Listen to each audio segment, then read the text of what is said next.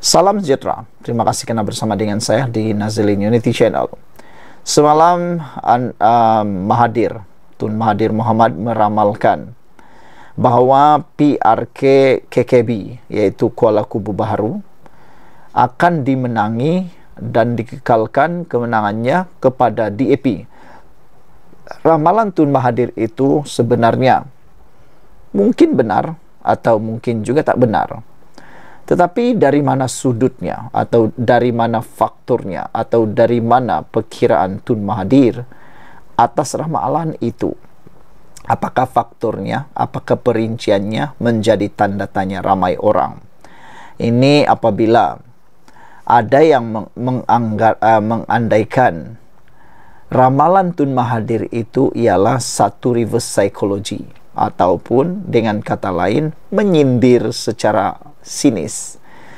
Walau bagaimanapun ada juga netizen yang kata bagaimanapun, macam manapun Mahathir menyindir perkara itu, yang pastinya kata netizen memang silap-silap hari bulan DAP akan menang lagi di kawasan tersebut, dan Perikatan Nasional akan mengalami masa yang memalukan kali pertama tahun ini apabila akan kalah, kata mereka lagi. Saudara-saudara sekalian, ramalan Tun Mahathir sekadar psikologi terbalik menurut Sabudin. Pelbagai pihak tampil memberi reaksi apabila bekas Perdana Menteri Tun Mahathir Mohamad meramalkan calon Pakatan Harapan daripada akan menang dalam PRK Kuala Kubu Baru 11 Mei depan. Beliau adalah paling awal membuat ramalan berkenaan PRK Kuala Kubu Baru itu hanya beberapa jam selepas proses penamaan calon selesai. Bekas Perdana Menteri dua kali itu meramalkan demikian berdasarkan hakikat bahawa undi Melayu berpecah berbanding pengundi Cina yang solid kepada PHDAP. Jumlah pengundi di situ lebih ramai Melayu daripada Cina, tetapi Melayu berpecah, Cina bersatu, kata Mahathir. Jadi kemungkinan ialah DAP menang, katanya di sebuah majlis hari raya semalam. Walau bagaimanapun, ramai para penyokong DAP mengatakan bahawa parti DAP bukannya hanya dimiliki oleh orang Cina. Parti DAP bukan hanya dianggotai atau ahlinya orang Cina. Kerana sekarang ini dalam parti DAP sudah ada beberapa ahli parlimen orang Melayu dan sudah ramai pemimpin-pemimpin Melayu dalam DAP. Bahkan ramai penyokong-penyokong mula menyokong DAP dalam kalangan orang Melayu. Jadi oleh sebab itulah, mungkin itulah kebenaran yang patut ditelan oleh Tun Mahathir, walaupun ianya reverse psychology, tetapi terbukti besar kemungkinan DAP memang akan menang di KKB. Walaupun ramalan Tun Mahathir itu mungkin ada benarnya sekurang-kurangnya pada ketika ini, namun setelah tempo kempen berjalan selama 14 hari, pelbagai kemungkinan lain boleh berlaku. Begitupun seperti semua maklum, sejak terpelanting daripada jawatan Perdana Menteri pada tahun 2020 lalu, Tun Mahathir tidak pernah lagi suka kepada PH dan DAP. Dengan itu, ramalannya bahawa PH-DAP kemungkinan besar akan menang bukanlah petanda sokongan, gambaran keyakinan atau keinginannya mahu DAP atau PH menang di Kuala Kubu Baharu. Kalau ditanya baik secara berdepan atau sembunyi-sembunyi, jawapan Tun Mahathir adalah pasti mahu PHDAP yang dibantu UMNO kalah di Kuala Kubu Baharu. Ramalan beliau itu sebenarnya sekadar reverse psychology atau psikologi terbalik agar pengundi Melayu secara segera bangkit dan keluar beramai-ramai memberi undi kepada calon PN atau bersatu. Saudara-saudara sekalian, jangkaan beliau, pengundi Melayu tentu lebih selesa diwakili wakil rakyat Melayu berbanding bangsa lain, terutama di kawasan di mana mereka adalah pengundi majoriti. Dengan ramalannya itu, harapannya tidak lain agar pengundi Melayu yang merupakan majoriti di Kuala Kubu Baharu tidak mensia-siakan undi mereka dan keluar beramai-ramai. Berdasarkan hakikat pengundi Melayu agar majoriti, Jika peratusan keluar mengundi mereka adalah tinggi, keadaan itu boleh menewaskan pengundi Cina yang bukan majoriti yang didakwanya solid kepada PHDAP itu. Harapan lain di sebalik ramalan itu ialah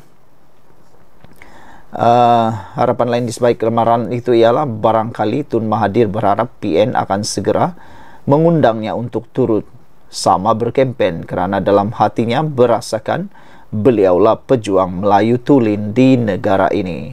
Jika beliau diundang berkempen dan berjaya memusingkan sejumlah pengundi Melayu dan akhirnya calon PN beroleh kemenangan, bererti hidup baliklah nyawa politiknya selepas ini.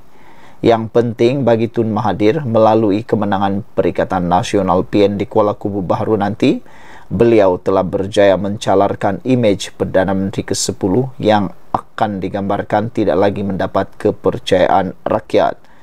Tetapi jika calon PHDAP benar-benar menang pula, Tun Mahathir juga sudah sedia dengan jawapannya. Jawapannya, saya dah kata awal-awal lagi.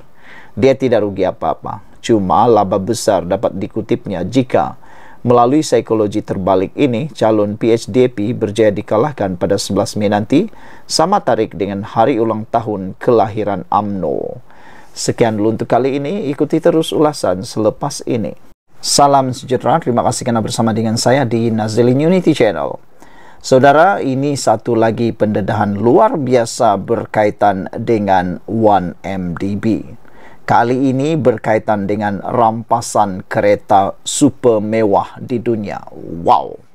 Kereta ini pernah diisytiharkan sebagai kereta paling mahal, paling mewah, paling canggih yang ada di muka bumi. Tapi kenapa tiba-tiba kereta Bugatti ini pula dirampas berkaitan 1MDB? Persoalan sekarang ialah siapa pemilik Bugatti itu?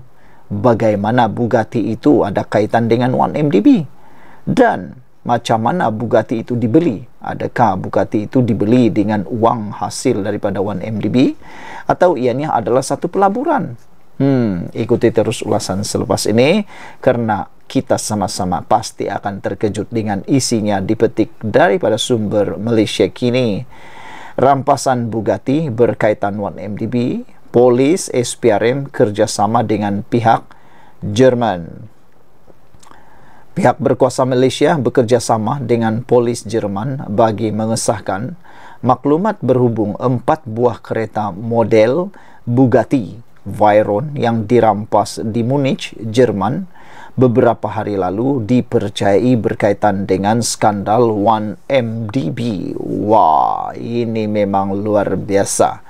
Keretanya bukan satu, tapi 4 buah kereta model Bugatti Veyron. Kereta ini kalau nak tahu berapa nilainya, Anda boleh Google sendiri. Yang pasti harganya mencanak sampai mencekik darah. Boleh katalah kalau kita yang orang biasa nih, bolehlah mimpi-mimpi saja. Nak dapatkannya itu perlukan keajaiban. Harganya luar biasa mahal. Tapi ada 4 model pula. Bayangkan 4 buah kereta model Bugatti dirampas di Munich yang ada kaitan dengan skandal 1MDB. Menurut laporan berita harian, Ketua Polis Negara Razarudin Husin mengesahkan bahawa pihaknya sedang bekerja sama dengan polis negara itu, yaitu Jerman. Ada juga bantuan dikehendaki PDRM akan sedia membantu, katanya seperti dipetik. Sementara itu, Free Malaysia Today melaporkan SPRM mengikuti perkembangan siasatan di Jerman dan Switzerland dan telah meminta maklumat daripada pihak berkuasa Jerman mengenai dana bon 1MDB yang digunakan untuk membeli kereta mewah di negara itu pada tahun 2022. Dalam perkembangan terbaru ini, SPRM telah menghantar permohonan untuk maklumat terkini daripada pihak Jerman, kata Ketua Pesuruhjaya Azam Baki seperti dipetik. Azam turut berkata SPRM memulakan siasatan berkenan perkara itu sejak tahun 2020 dan pihaknya bertemu dengan pihak berkuasa Switzerland setahun kemudian berhubung sejumlah 50 buah kereta mewah yang berkaitan dengan skandal 1MDB. Wah, inilah gila, luar biasa gila-gilanya.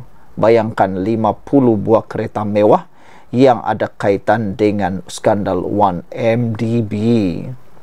Pada Kamis lalu, akhbar berpengkalan di Berlin, Bild melaporkan pasukan polis Jerman menyerbu sebuah kemudahan simpanan persendirian bawah tanah di utara Munich dan merampas 4 buah kereta itu yang dianggarkan bernilai beberapa juta euro. Wah, ini memang luar biasa.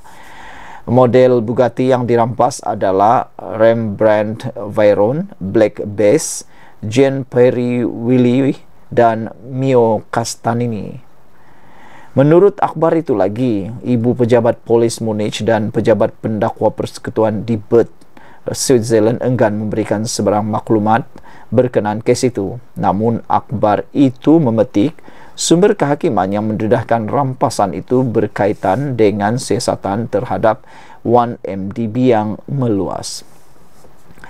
SPRM telah bekerja sama dengan pihak berkuasa pelbagai negara sejak tahun lalu dan telah pun mendapatkan semula aset yang dibeli dengan dana 1MDB serta memulangkan lebih RM20 bilion kepada kerajaan Malaysia.